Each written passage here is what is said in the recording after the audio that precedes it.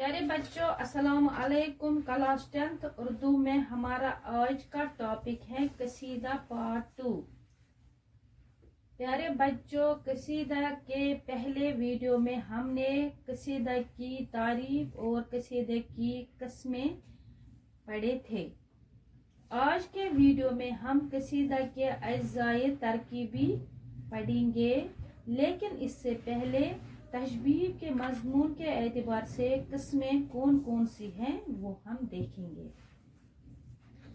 अगर तशबीह में बहार का जिक्र हो तो बहारिया, इश्क व आशिकी का बयान हो तो इश्किया, अगर शायर अपने हालात और जमाने की शिकायत करे तो हालिया, अगर शायर अपने कमाल शायरी पर फख्र करे तो फखरिया, और अगर दुआ से आगाज हो तो दुआया कसीदा कहलाएंगे। तशबीह क्या है? कसीदे की इब्तिदा करना। अज़्ज़ाए तरकीबी में जो सबसे पहले जो चीज आती है वो है तशबीह। तशबीह कसीदे की तमहीद को तशबीह कहते हैं। किसी बात की इब्तिदा या आगाज वो तमहीद कहलाता है। अरबी शुअरा इश्किया अशार से कसीदे का आगाज करते थे। इसी नस्बत से इस हिस्से को तशबीह या नसीब का नाम दिया गया।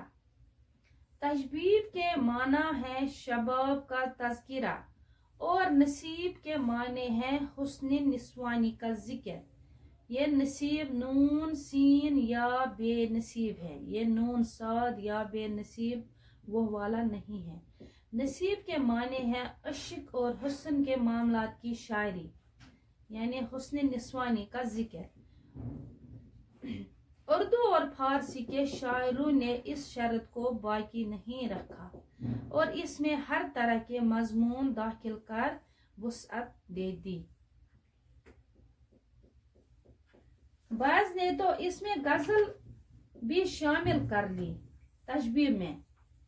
जाहिर है यहाँ आम गजल की गुंजाइश तो नहीं होगी।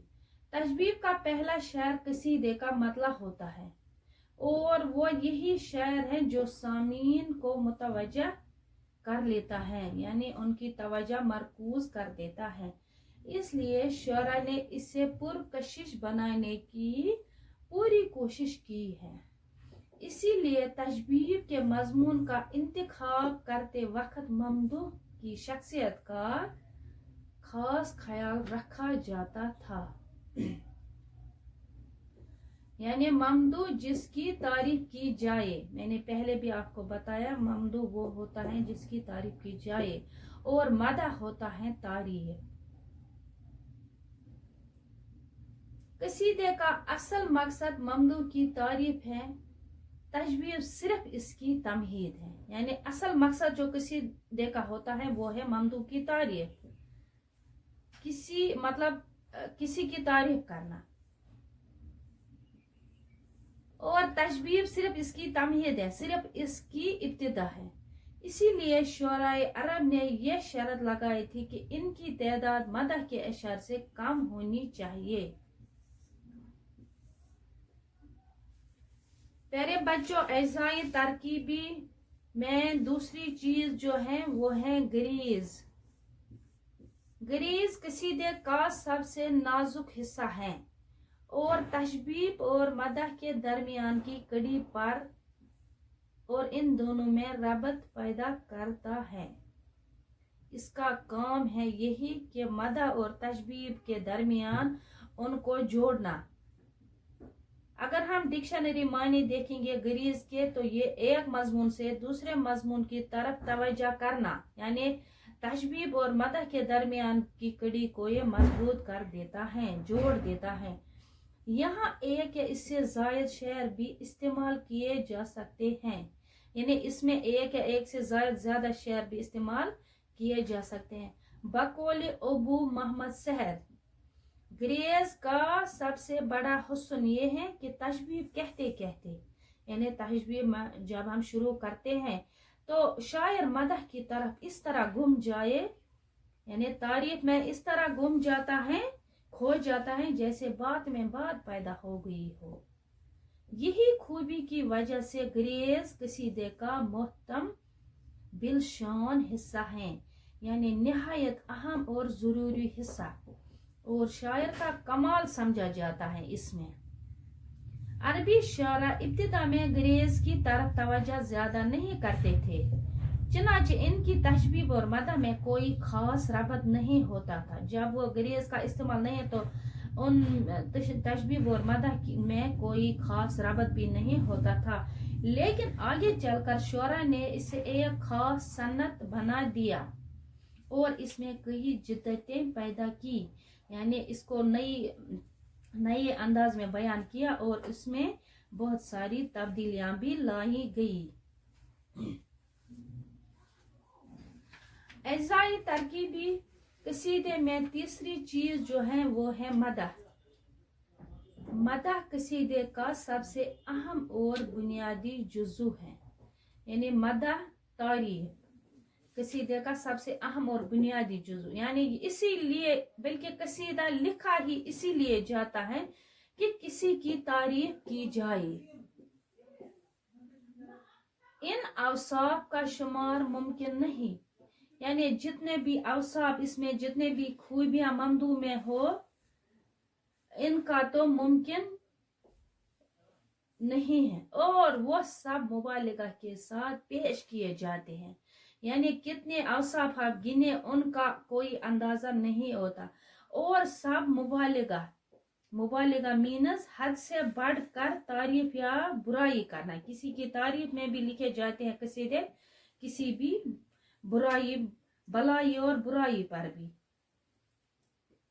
इन अवसाफ का शुमार मुमकिन नहीं, मगर आम तौर पर किसी ममदूह में जो खूबियां पाई जा सकती हैं, यानी इनके अवसाफ का शुमार तो मुमकिन नहीं होता ममदूह, लेकिन आम तौर पर अगर हम देखेंगे ममदूह में जो खूबियां पाई जा सकती हैं, मसलन अगर ममदूह कोई मजहबी शख्सियत है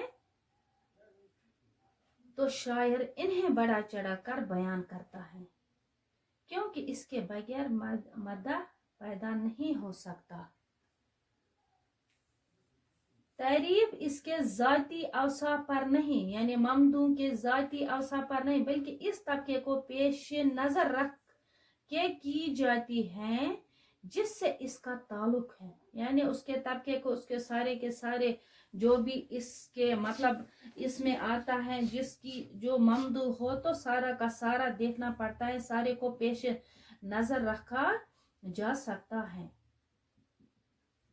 तो क्या होता है इससे, तो यानी जो कसीदे लिखे जाते हैं वो तो मदह के लिए ही लिखे जाते हैं, और मदह के बिना तो कसीदे मुमकिन ही नहीं है, और इसके बिना तो कसीदों का वजूद ही नहीं है।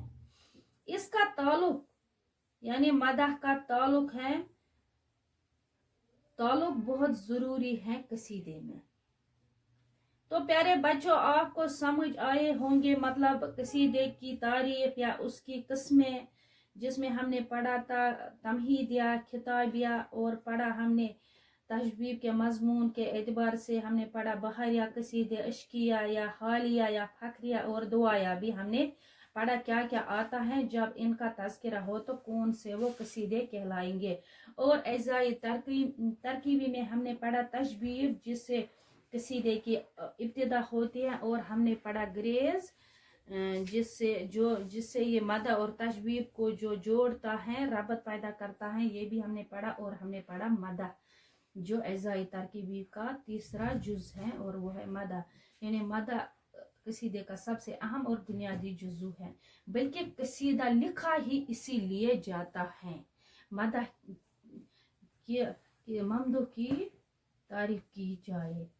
प्यारे बच्चों, आज के लिए बस इतना ही। अल्लाह हाफिज।